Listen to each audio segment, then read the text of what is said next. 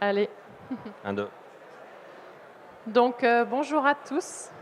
Bonjour à tous les spectateurs du Space Hub. I switch in English. So today we are very happy to present you the 25 years of the charter activities. We are here, 3 people. So Linda Tomasini here present, and Philippe Bailly. So they are both board member of the International Charter Space and Major Disasters. And Linda is from CNES, and Philippe is from ESA. So they will introduce the talk, and then I will present you 20 years of charter activities. Thank you for your presence.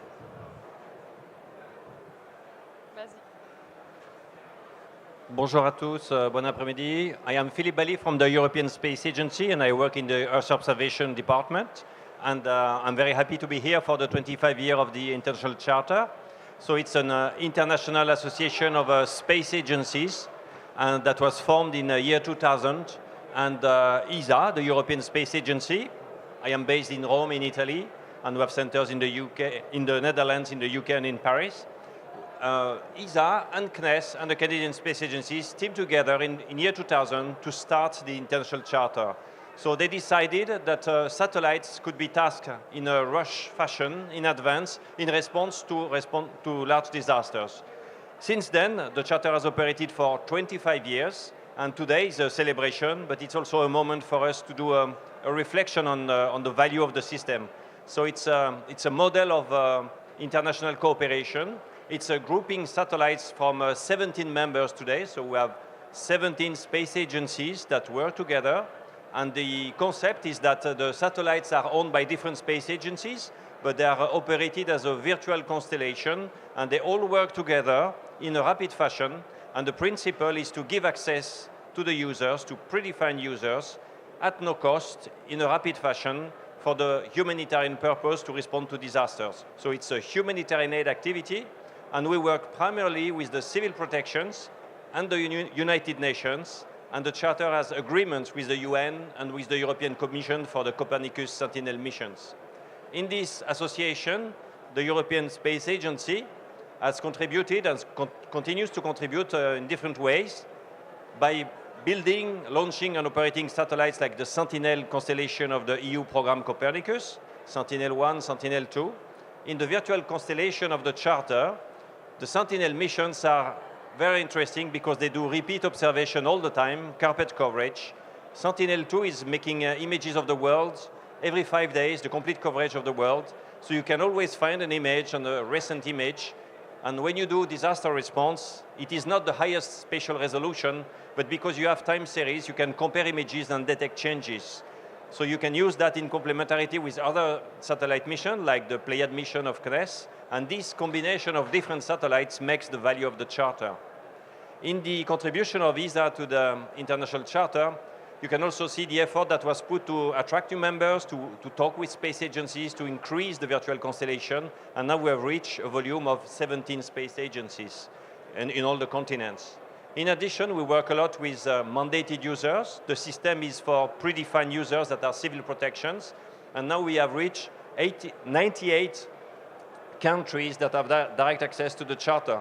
The last civil protection organization that was granted the status of authorized user was in Latin America with Cuba, and we signed the authorization that they can trigger the system a few months ago. So this is growing every month. So the Charter is in place. We continue to support. ESA is working on the definition of a new Sentinel mission with the Sentinel expansion mission that have different spectral and special characteristics. And then we will work on the Sentinel next generation mission that will replace Sentinel-1, Sentinel-2, Sentinel-3 within a few years. So it's a continued commitment from the European Space Agency to be part of the system. And the other contribution that we bring is ESA contributed to the standardization of the method so that any satellite of the world that is put in the system can be seen and accessed from a unique place, that is the cloud processing platform.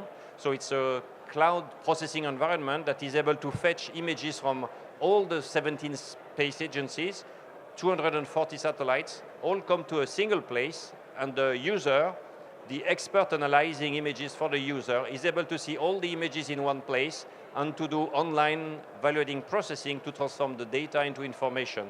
So this platform for analyzing images for disaster response is made available for humanitarian purpose through the charter with ESA. So my last word on this topic is to thank all the people who contribute to the charter, so the space agencies, the civil protection authorities that contribute to the system by using the data and giving feedback, and all the partners that work with us in the UN and with the European Commission. So this is an international initiative, and it continues, and we now celebrate these 25 years, which is really great. So thank you very much.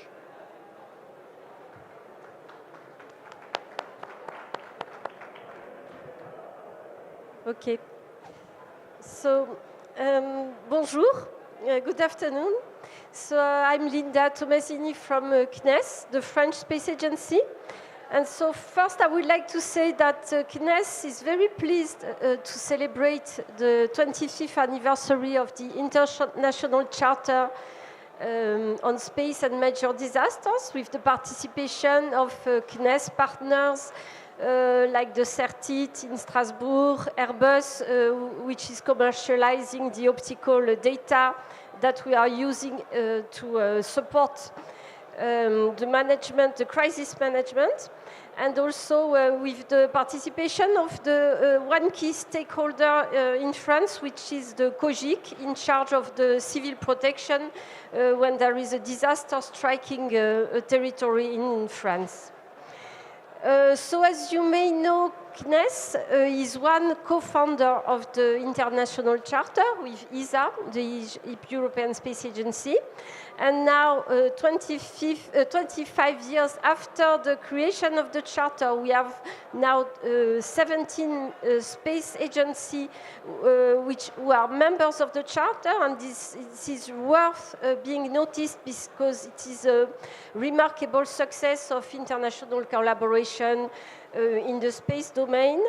It is a long-lasting and sustainable collaboration. The Charter, when it was created, it was in fact a precursor of the application and the use of space data for civil applications.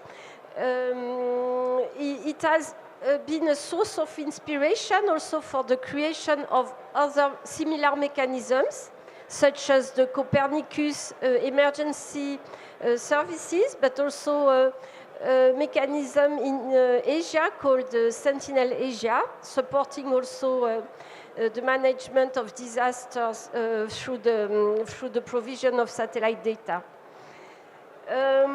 So now the Charter has fully demonstrated the usefulness of space data for civil protection and also for fight against climate change. The history, I would like to say also that the history of the Charter is closely linked with the development of optical satellites, CNES series of optical satellites, starting with the SPOT series. So you maybe remember the spatial resolution of SPOT. It was like a few meters. And now we have the Pléiades satellite, and we have also the Pléiades Neo constellation developed by Airbus that allow to reach sub-meter resolution, less than 50 centimeter resolution. So I would like also to insist on the image quality of this series of satellites, because this is the result of a sophisticated design of the instruments, of the space mission in itself, including the ground segment, the calibration chain, and it is really crucial to have this high image quality, especially in a context where you are using the data to support the population facing crisis. So you need to know you need to have high quality data and reliable data, and this is what offers this series of satellites. And tomorrow, in July, actually, we will have the CO3D constellation, which is an optical constellation offering world premiere, une première mondiale. And the CO3D will provide stereo observation in very high resolution mode. And this 3D capacity, it will be provided in a synchronous mode, which is the world premiere. So I would also like to say that the processing of these images require strong expertise, and CNES has supported and mandated also CERTIT in developing the expertise to process this data. And now CERTIT is a provider of Copernicus emergency services at the European level.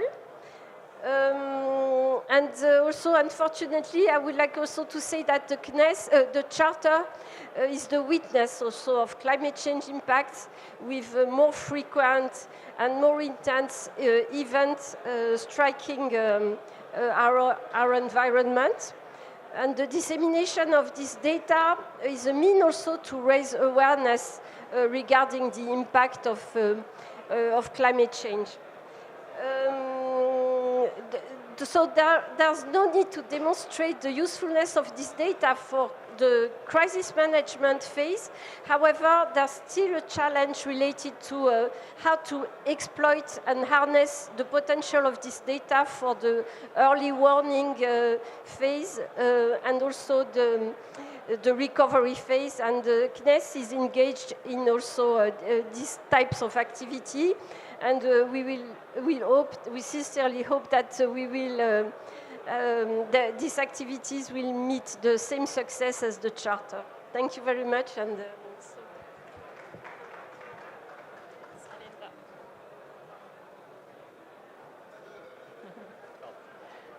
Thank you very much, Philippe and Linda, for your introduction. So now for the people who don't know the Charter, I will present you what is the Charter. So the International Charter Space and Major Disaster is an international cooperation agreement between space agencies to provide Earth observation satellite data in case of major disasters, so everywhere on Earth. This is really an operational emergency response system, and the aim is to facilitate rescue operation, identify events and their scales very early, and finally reduce the damage through a rapid and effective response. As you have seen in the introduction, the Charter dates back to 1999. It was created by CNES and ESA, and they were rapidly joined by the Canadian space agencies. The operational start was effective in November 2000. Here you have the different Charter objectives. They can be summarized in 4 categories. So the objective of the Charter is the urgent and priority programming of Earth observation satellites. We really collaborate together with the virtual constellation to make this priority programming. Then we organize together between space agencies to make the rapid mapping of the disaster areas. And what is important is that the service is really worldwide and available 24/7. A point very important for each agency is that the products that we give to the end users are totally free of charge. As mentioned in the introduction, we have today 17 members that are space agencies. And so on the map, you can see all the contributors and all the members of the Charter. We also have data providers that are generally private companies that also provide data to the Charter in case of major disaster. So today we have 9 data providers that are really active also, but they don't contribute really to the functioning of the Charter, but they are active providers. So the charter is serving two types of categories of end users. So first of all, the crisis management stakeholders, so really the actors that are on ground when there is a disasters. So emergency response teams, civil protection agencies, United Nations. And we also serve the crisis management decision makers, so local elected people, international organizations, and so on, that are in charge of the money, that are in charge of the emergency response, and so on. So really, the people on ground that are the actors of the crisis management and the decision makers. Here you have the figures of the universal access. So the universal access is the fact that since 2012, every country in the world can trigger the charter. So autonomously, alone, if they are declared authorized users, they can be independent and trigger the charter. So to date, we have more than 100 authorized users that can trigger the charter alone, and they are located in 94 countries all around the world. If the people are not authorized users, they can ask to a neighboring country, or they can ask to the United Nations to trigger the charter for them, and it's feasible. So really, the charter can be accessible for every country in the world. So with our colleague from other space agency, we had to have the same definition of what is a major disaster. So for us, a major disaster is really a sudden event creating a situation of great distress with loss of life, significant material damage, and also environmental impact. So this is really the definition of major disaster. And for this case, we can trigger the charter and have satellite data images. So here you have the type of disaster that are handled within the charter. So we deal with natural and technological disasters. So for example, earthquake, tsunami, floods, storm, volcanic eruption, fires, landslides, snow, and so on. And also man-made events, industrial accidents, oil spills, and so on. On the contrary, we cannot trigger the charter for wars, armed conflict, drought, because it's a so long-term event, and also epidemics or things like that that are not for the moment part of the charter. Since 25 years, unfortunately, so since the year 2000, we have almost 1,000 activation of the charter everywhere on the world. So in 143 countries. So this figure is really high. We will be at 1,000 in a few days or weeks. And we can see that all countries are affected. It's really a worldwide phenomenon, and we will now see in detail what kind of activation are the more affected. So here you have the mean annual number of the charter activations. So since year 2000, you can see that there is a natural increasing trend. So it was quite normal at the beginning because the charter was not really known, and there was more and more members and so on. And so for maybe 15 years, we had about 42 activation per year. This figure was really stable. And we see that for maybe 2 or 3 years, the figures are more high than ever.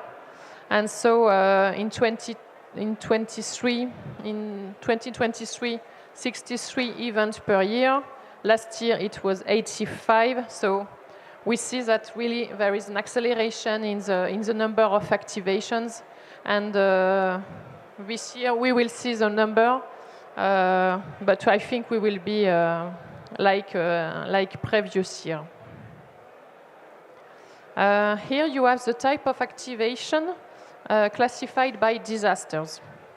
So as you can see, half of the activation of the charter are linked to the floods. So really, sometimes there is more or less floods, but really the main figure is that half of the charter activation concern floods. And then we have a lot of storm. What is important with storm is that they are more and more intense. We have hurricanes with category, before it was category 3 or 4, and now it's up to 5. So it's really important storm. And then we have 10% of landslides, 7% of fires. Fires are really often caused by draftiness.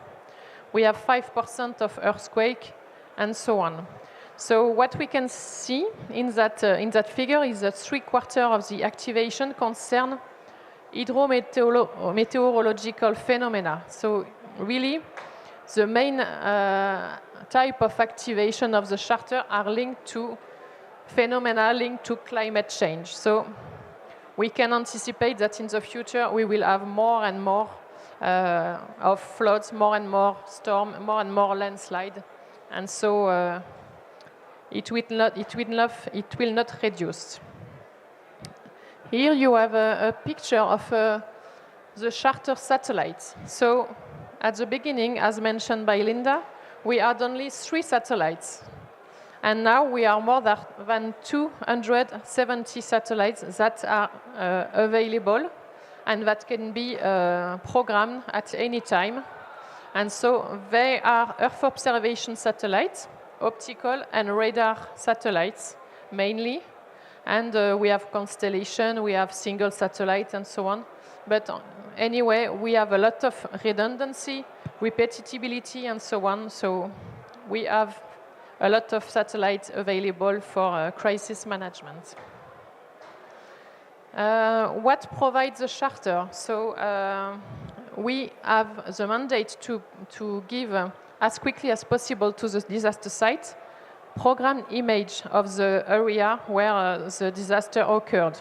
So we have a lot of programmed satellite images. And then, in order to be able to evaluate the damage, we have a lot of archived satellite images. So this is the second image, as you can see.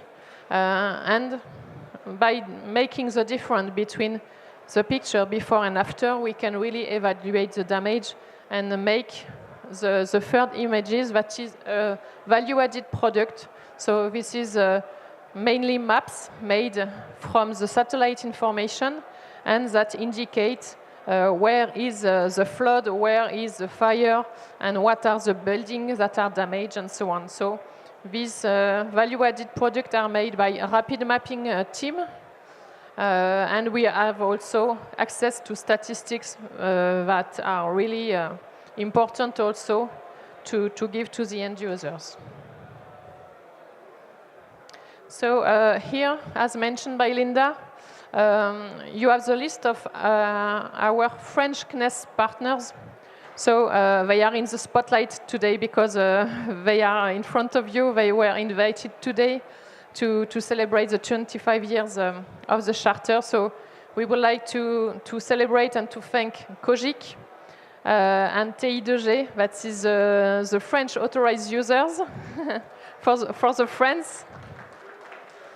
So, Centre opérationnel de la gestion interministérielle des crises. And so they are the users that can trigger the charter for France. And so we are really in contact with them, and we are happy to have them here today. We would like also to celebrate CERTIT, which is the Service Régional de Traitement d'Images et de Télédétection. They work in Strasbourg, and they are the rapid mapping team that produce the value added from the information from the satellite images. So thank you for being here and for 25 years of work. And we would like also to thank Airbus Airbus Defence and Space that are in charge of marketing Pléiades, Spot, and Pléiades Neo product. Thank you also, because you are really reactive and a key member of the charter for us. And also, I would like to thank French institutions and scientists, because thanks to the rapid mapping project, or thanks to the image, we have a lot of projects that are available. And so via the dynamic system of the Dataterra research infrastructure, we have a lot of things that can be made thanks to the rapid image. So they are also part of the CNES partners. So I would like now to show you 4 key activations of the charter. So in 25 years, as you have seen, almost 1,000 activations. And I asked CERTIT to, because they have all the history, to select 4 key activations. What they found was really key for the people and for the charter's world. And so I show you now images of, you certainly remember the tsunami that occurred in just around Christmas in 2004. So it was the activation 78. And so now I show you image before and after the disaster. So these are satellite images.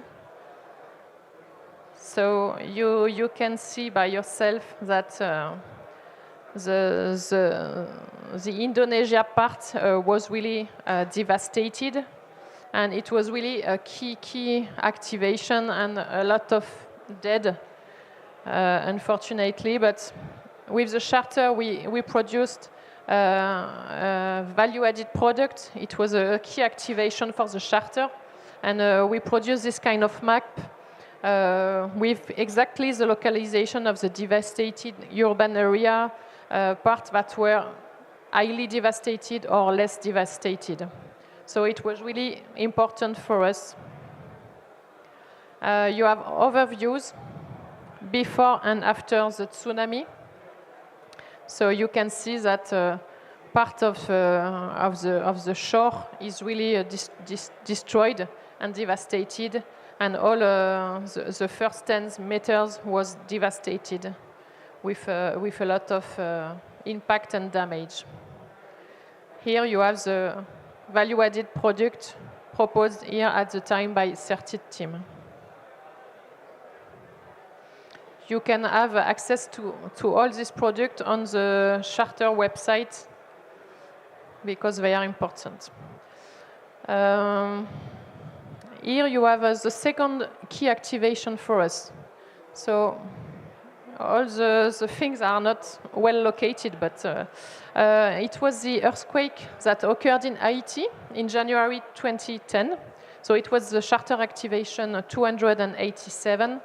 So as you may see, there is a picture before on the left, and on the right you have the picture just after the earthquake Haiti in Port-au-Prince. And you can see that the church is totally destroyed. So there is really only the walls are staying really intact, but all the rest are really damaged, and it was a really important earthquake. You can see here also there is an important and imposing building that was on the figure on the left, and after the earthquake, you can see that all the building is also destroyed and devastated. So after the earthquake, the CERTIT team also created a maps with value-adding information. So sometimes they select only what type of building is destroyed or not. Sometimes, to be quicker, they select an area. So here you have colors on areas that were really impacted or not, and you have also the localization of the building. The third key activation for the charter was after Irma and Maria hurricanes. So it was in September 2017, activation 555. So you have the status and the picture, the satellite image before the hurricane and then after. So you can really see that the damage are really important. And the hurricane was really very intense for the parts of the... So here it's at Saint-Martin Island. Here you have an overview, which is very famous because you have the stadium, and here you have the picture before and after. So sometimes you really don't need value-added product, you don't need maps, you see only by your eyes that the place is devastated. But here you can see that this product was made after the Hurricane Irma. It was done by Certit in the city of Saint-Martin. And here you can see that this picture was rapidly made by the expert, pointing really the building that was damaged or not. So it's very important to tell to the rescue team where you have to go in priority. So here you can see in details that really, manually people enter the damage level, and it's very important to send the rescue teams. And finally, the last activation that is important for the charter on our point of view is the recent earthquake that occurred in Turkey and Syria. So it was in February 2 years ago, activation 797. So you have the situation before the earthquake and then after, so you can see that buildings are down and that a lot of buildings are damaged. So this is really impressive, and we are really making satellite image very rapidly after the earthquake. So it's very important to be able to evaluate the damage. Here also you can have a look on one building, and on the other image you can see that in Turkey the situation after is really devastated. And so I let the floor to Linda for the two conclusive slides. Thank you, Emily, for this retrospective of the charter. I would like to say that the charter is a witness of the evolution of space technologies. We have started with 3 satellites with a resolution of around 10 meters, a bit less than 10 meters, and now we have reached sub-meter resolution, and we will have stereo 3D images with the CO 3D constellation starting next year. The number of satellites also, we have started with 3 satellites, now we have 270 satellites contributing to the charter operations.